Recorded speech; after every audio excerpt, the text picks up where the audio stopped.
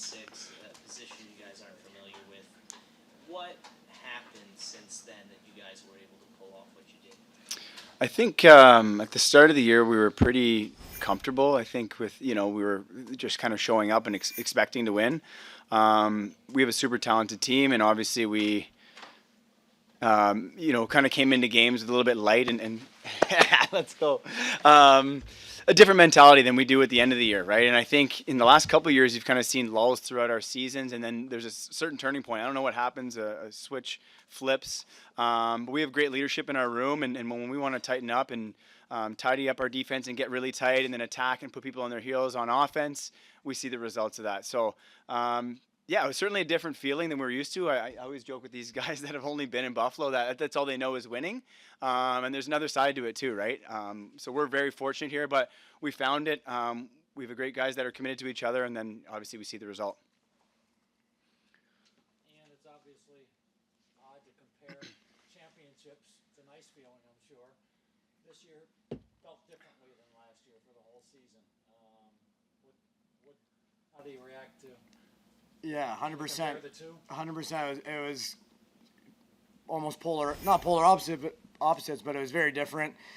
Different team. We lost guys to free agency to injuries, not only in the off season but throughout the season as well. And credit to the guys in our locker room. I don't think we ever lost belief. Obviously, Bucky kind of touched on it. In the past, we've had really successful seasons from start to finish in the regular season, and this year was a little different, but I think it was good for us, facing that adversity. And last year we were on the winning side of a lot of one-goal games and overtime games, and this year we were on the other side of it, and you got to learn from it. And, thankfully we did, because we ended up here, and it's whether it was a different type of win, it's a great feeling no matter what kind of win it is. How special is it winning back-to-back NLL championships?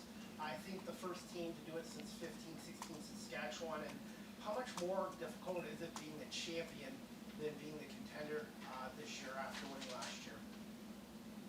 Me? Go ahead. Yeah, it's pretty wild just in general right now. I think obviously winning last year, there was a target on our back this year, and the start we had, I think, not that no one has a chance, because this league, the parity in this league is incredible. And I mean, you just look at that Albany team. They were, I think they had 3 wins last year, and then the next year they're in the finals, right? So, just kind of goes to show the talent in this league, and not only the players but general managers, coaches, all that. But I think obviously after this one, there's going to be a pretty big, even bigger target on our back, and we'll be excited for it. We're going to celebrate it and enjoy it, and we'll figure that out as we go. But just happy for everyone in that locker room. Tyler, you played last night. You're up till 5 in the morning. You napped today. You come into a building that's as loud as I've ever heard it. An interesting physical experience. Did that maybe loosen the game up a little bit? Everyone was a little odd, or?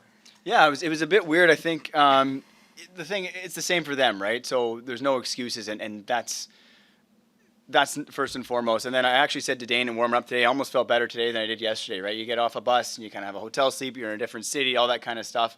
We're warming up today, we're looking around in warm up, and there's orange towels on every single seat, 19,000, right? Right away, you're gaining some energy from that. Certainly, you're a little banged up in the morning. When I got here, I was like, oh boy, we had to get as much water and food into us as we could. But when the game starts, they're in the same position. There's no excuses. We just wanted, again, to commit to our game plan, and that's been our biggest key the last run of the regular season and why we were successful in the playoffs. And Kyle, during the month of March when you did turn around, did one of those wins really stand out where in the locker room afterwards you felt like it was going in the right direction?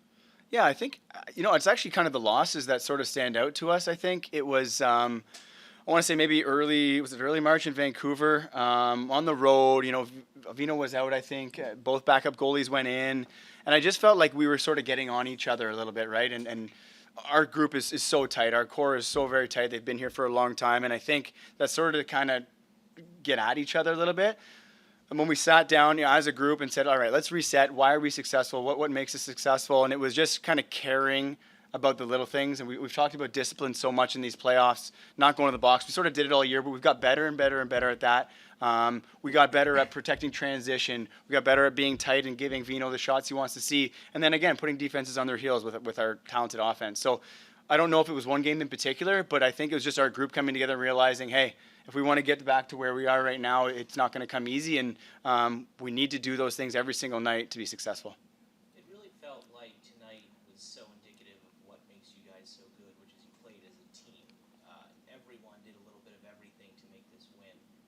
What can you say about how this win was so special because of how you all attributed it? Yeah, I mean, if you just look at our roster and what guys are willing to do to win, I mean, you look at the additions too. Everyone's talked about it, but Farrell and Dawson coming in, and Dawson arguably having the most block shots in the season in the time he was in a Bandits jersey. Like, it's coming in and buying into it. And, you know, guys like Josh Byrne, MVP of the league, one of the greatest goal scorers in the league, but you see him battling in the corner for loose balls, right? And it's easy to follow that lead and to jump in on that too. So, I'm here having a beer and talking to my friends here. But just seeing like guys of that stature, you know, Dane getting back on defense, all those kinds of things. It's the leaders in our locker room that are doing those little things, and to see that and have our whole locker room follow suit, it ended up in a pretty special night. Bucky, over these last couple of years, just how much have you seen Josh grow in this offense, whether it be facilitating or just as a leader in person? Yeah, I mean, I sit beside him in the locker room. I get to know him really well. I think coming to Buffalo, I knew how talented he was, and I just knew how well-rounded his game was, right? Again, like Mickey said, he can go in a corner and pick up a loose ball. He can beat a double team. He can shoot, he can pass, all that kind of stuff. But I think each and every year he improves at another part of his game, right? He can set a pick. He could be a pick setter on any team that had a ball carrier. He's a special talent. He's still pretty young. He still has a long way to go. So excited to see what he can do. And I don't think this is his last MVP season. Thanks, guys. Thank you.